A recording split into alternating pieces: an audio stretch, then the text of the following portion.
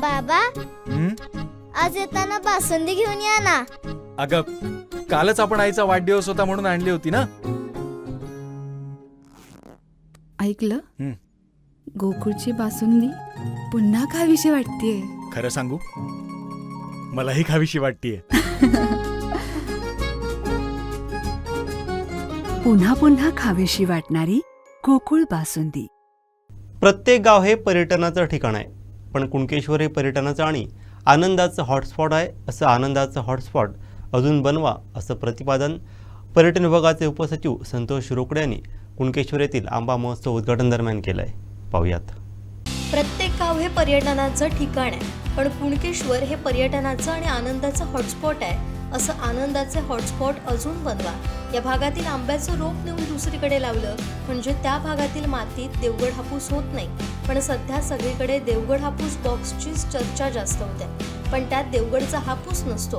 तुम्हाला देवगड हापूसचा GI टिकवता आला पाहिजे, असं प्रतिपादन पर्यटन विभागाचे उपसचिव संतोष रोकडे यांनी कुणकेश्वर येथील आंबा महोत्सव उद्घाटन दरम्यान केलं.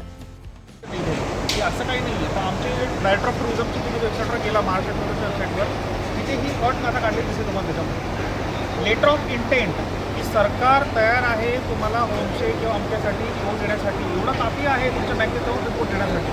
बँकेला याच्यामध्ये काय पाहिजे की हरकत नाही आहे, सरकार व्याज भरणार आहे, पण किमान तुम्ही मुदत तरी भरू शकाल का, एवढी शक्यता आणि शाश्वत तुम्ही बँकेला द्या. बँकेची पण दिली लोन पण त्याच्याकडे त्याला अडचण आहे त्याच्यामध्ये. हे सांगण्यासाठी SBIचे अधिकारी तिथे असणार आहेत. गाव स्वच्छ असेल तर गावामध्ये त्याची माहिती टूर गाईड पाहिजे, माहिती इंग्लिशमध्ये सुद्धा उपलब्ध पाहिजे आणि एकापेक्षा अधिक पर्यटनाचे क्षेत्र पाहिजे. आपल्याकडे सध्या काय होतं की लोक उतरतात चिखलीला किंवा ते मालवणला गेले, मालवणला दर्शन आले तसे तिथे परत गेले. इथे लोक थांबले पाहिजे या दृष्टीने आपण काहीतरी केलं पाहिजे. म्हणून आंबा महोत्सवामध्ये चालू आहेत की तुम्ही आंब्यात तुम्हाला घेऊन जायचं, आंब्यात तुम्हाला दाखवा. एक्सपिरियन्शियल टुरिझम याला म्हणतो आपण, एक्सपिरियन्शियल टुरिझम. आंब्यामध्ये गेलो, आंबा काढला, त्याचं मी इथे आलो, खाल्लं, पल्प फॅक्टरीमध्ये व्हिजिट केली, पल्प कसं होतं, वर्षभर मी आंबा कसा होतो याची माहिती मिळते. डोमेस्टिक टुरिझमला आता वाव दिला पाहिजे, कारण की आता फॅशन क्रायसिस आणि आपण जे म्हणतो की आता इंडियन बचत पेट्रोल बचत भाषा देशातील आपण जायचं नाही आहे, पण ते इकडे शकतात ना, त्याच्याकडे बोलवूया. कुणकेश्वरला मोठ्या केंद्र होण्याची खूप क्षमता आहे, पण इथे टूर गाईड सुद्धा आले पाहिजे, ते बहुभाषिक देखील असले पाहिजे, आता मराठीवर नाही. ठीक आहे, तर आनंद पसरवा आणि हॉटस्पॉट ऑफ हॅपीनेस कुठे असतील, म्हणजे कुणकेश्वर एक हॉटस्पॉट हॅपीनेस आहे, हॉटस्पॉट आहे आनंदाचं. असे अजून हॉटस्पॉट बनवा कुठे कुठे रेंज मिळते आनंदाची. लक्षात आहे. त्यासाठी मी मंदिर व्यवस्थापन, सरपंच महोदय, जिल्हा परिषद महोदय, जिल्हाधिकारी, आमदार सगळ्यांना तुम्ही प्लीज विनंती करा, आग्रह करा की आंबा महोत्सव इथे घेऊन कार्यक्रमाला येतं कळत नसतं. संपूर्ण गाव हे पर्यटनाचं असतं, बरोबर आहे. मग पर्यटक जेव्हा फिरतो, जेव्हा अंदाज येतो या गावामध्ये पर्यटनाचं काय आहे.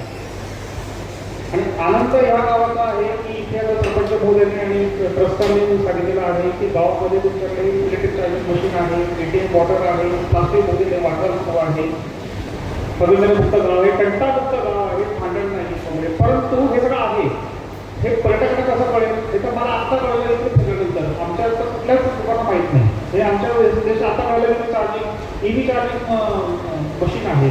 माहिती सुद्धा तिकडे इलेक्ट्रिक वेगळी काढली असती, मला माहीतच नव्हतं. आपण आहोत, आपलं अस्तित्व आहे हे कुठेतरी बोलून सांगायची वेळ येते ना, सांगितलं पाहिजे. हे पत्रकारांचं काम आहे, ठीक आहे, पण अजून सोशल मीडिया पण आहे आपल्याकडे. केवळ पर्यटनाची गावं दाखवण्याचं नाही आपल्याला. हा किल्ला बघा, हा बीच बघा, हे मंदिर बघा, एवढं तुम्ही नाही करावं देत नाही. लोकांना पूर्ण गाव बघायचं येते. त्यामुळे गावाने देखील पर्यटकांसाठी काम करायला पाहिजे. त्यामुळे गावामध्ये तुमचे ह्या जे बोर्ड आहे, बोर्डिंग आहे, हे सगळं फक्त मराठी करणार नाही. मराठी भाषेचा आदर्श आहे माहिती आहे.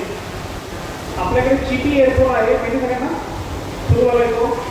त्या एअरपोर्टला लोक जे येत आहे ती हैदराबाद, चेन्नई आणि बँगलोर इथून विमान येत आहे.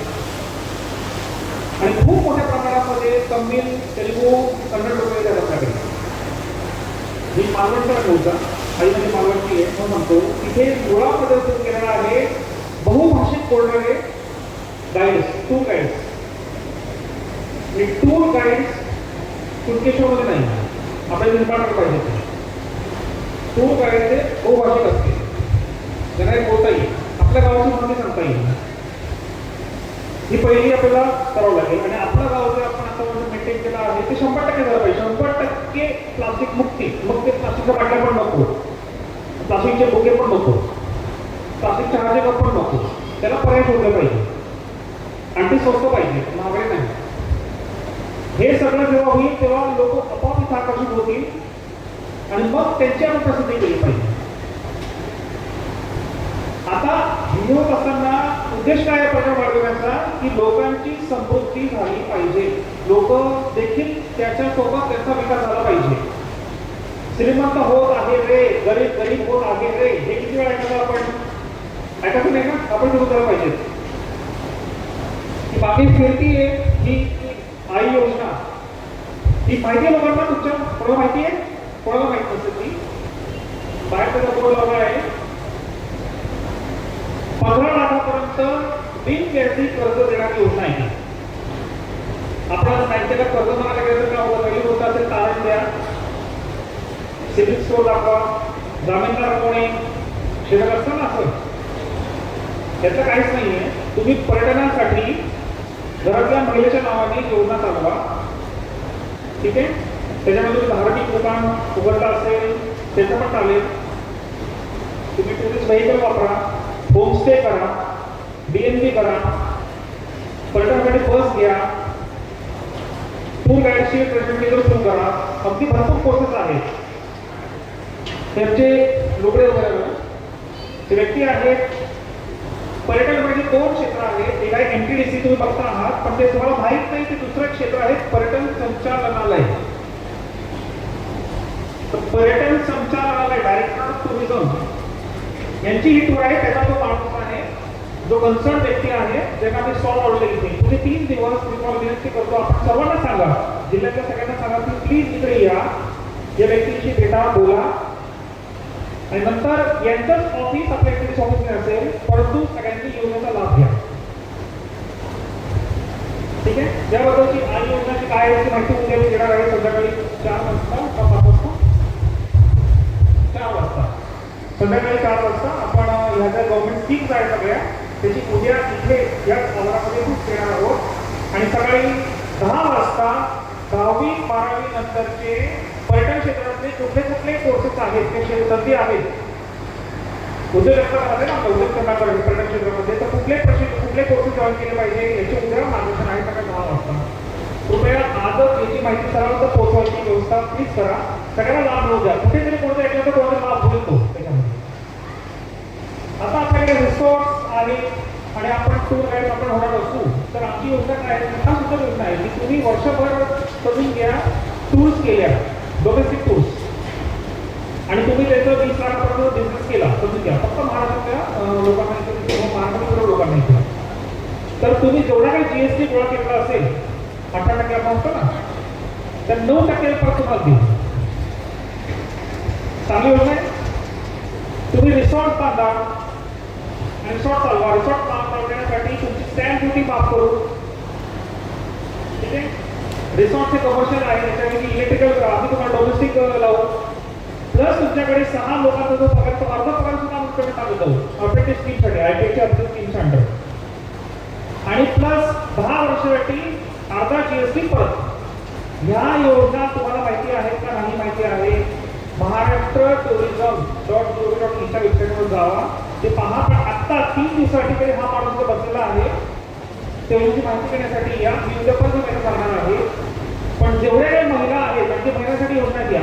पहिली योजना आई योजना 15 लाखापर्यंत मिळाली. बचत गटासाठी योजना पण करतो होता. बचत गट असेल तर पहिल्यांदा काय केलं पाहिजे? तर पर्यटनाचं गाव समृद्ध झालं पाहिजे. गाव समृद्ध आणि गाव शोधी करायचं नाही तर कुठला तरी फॉरेनर्सला बघत राहायचं सगळ्या वापरली काही चालणार नाही. थोडी तिकीट पण आपण शिकले पाहिजे. आणि आपल्याला मंदिरा व्यतिरिक्त लोकांना खूप काढलं पाहिजे. आता लोक सुचवतात तारकर्ली मालवणला, इथे येतात कोकेश्वर दर्शन घेतात, परत मागे जातात. आपल्याला इथे लोकांना थांबवत पाहिजे, बरोबर आहे. तर ते एक दिवस राहायला पाहिजे. मग अजून त्यांनी काय केलं पाहिजे? काय आपल्या कोकेश्वरमध्ये सगळे जण आपण आहोत आंबा, तेव्हा त्यांना आंब्याच्या बगीच्यामध्ये दाखवा, त्यांना आंब्याची माग कशी असते, आंब्याची इतिहास सांगा त्यांना. सांगा त्यांना आपल्यापासून पण कसं बनतं, कॅन्टीन कसं होतं. हा ते फार्म टू टेबल असं लिहिलंय कन्सेप्ट आपण आपल्या मोठं फार्म टू टेबल हा सगळं काय त्याच्यामध्ये की आंब्यापासून तर कुठच्यापर्यंत टेबलपर्यंत जेव्हा तो येते कॅन्टीन केलेला मशीन पल्प तो कसा असतो, कसा होतो तो प्रोसेस, ती प्रोसेस सांगा. हा एक्सपिरियन्स देण्यासाठी युरोप अमेरिकेचे लोक म्हणतात येतात येत आहे आपल्याकडे सांगा आम्हाला. आणि आम्ही जेव्हा आता गेलो होतो युरोपमध्ये जिथे युरोप गेलो होतो तेव्हा आपण गेलो होतो की बाईस त्यांची मोठी इतिहास आहे 800-900 वर्षाचा इतिहास आहे. कसा नंतर प्रकारे विसरून गेलो होतो. तो माणूस बोलतोय आपल्या याच्या दुसऱ्या भाषेमध्ये आणि त्याला मशीन केलेल्या कानामध्ये मला येते माझ्या मराठीमध्ये. असं आपण मशीन आणलं पाहिजे. हे करतो येतो बहुभाषिक येणार नाही आपल्याला ना, पण आपण मशीनचा वापर करू शकतो. ठीक आहे बोलते मी कुठे बोला. माणूस तृप्त झाल्यानंतर तो घरात जातो. घरचा करा पण जातो तो पण जातो. ठीक आहे. तर आनंद पसरवा आणि हॉटस्पॉट ऑफ हॅपीनेस कुठे असतील म्हणजे कुणकेश्वर एक हॉटस्पॉट ऑफ हॅपीनेस आहे, हॉटस्पॉट आहे आनंदाचं. असे अजून हॉटस्पॉट बनवा कुठे कुठे इंटरनेट मिळते आनंदाची. लक्षात आहे. त्यासाठी मी मौलिक व्यवस्थापन सरपंच महोदय, जिल्हा परिषद महोदय, जिल्हाधिकारी, आमदार सगळ्यांना तुम्ही प्लीज विनंती करा, आग्रह करा की आंबा महोत्सव इथे घेऊन फायदा करायला येतं कळत नाही. घेता ठीक आहे.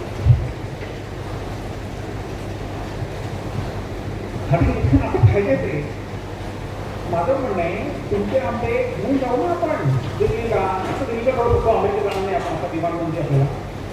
दिल्लीला जाऊ, चेन्नईला जाऊ, हैदराबादला जाऊ. त्यांना तिथून आमची जवळचा आमचं आम हे हापूस जवळचा असली आहे.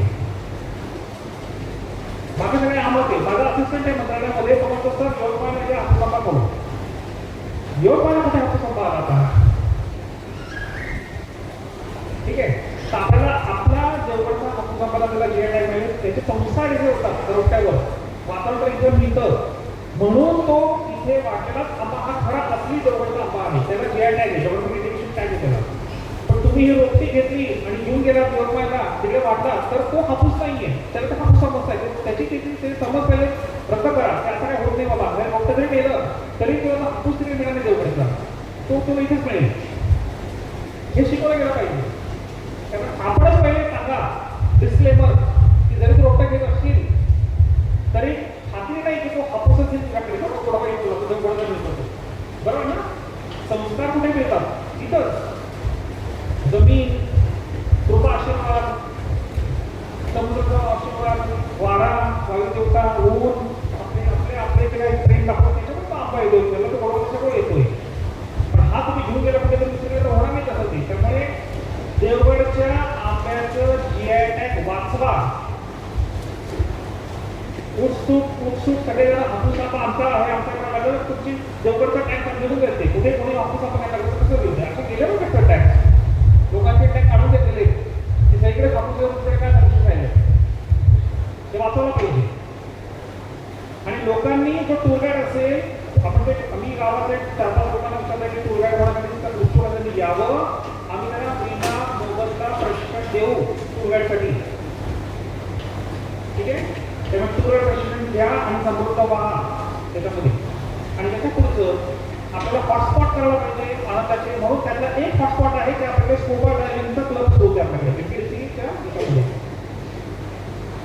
आपल्याकडे वॉटर स्पोर्टसाठी समुद्र योग्य नाहीये बरोबर आहे. परंतु स्कूबा डायव्हिंग खाली समुद्रात जाऊन समुद्र विश्व बघायचं आपल्याला. त्यासाठीचं आवश्यक असलेलं प्रशिक्षण MPSC कुणकेश्वरमध्ये आपण तयार करतो आहोत. चांगले होत आहे. काळाकडे बघा मग. ठीक आहे.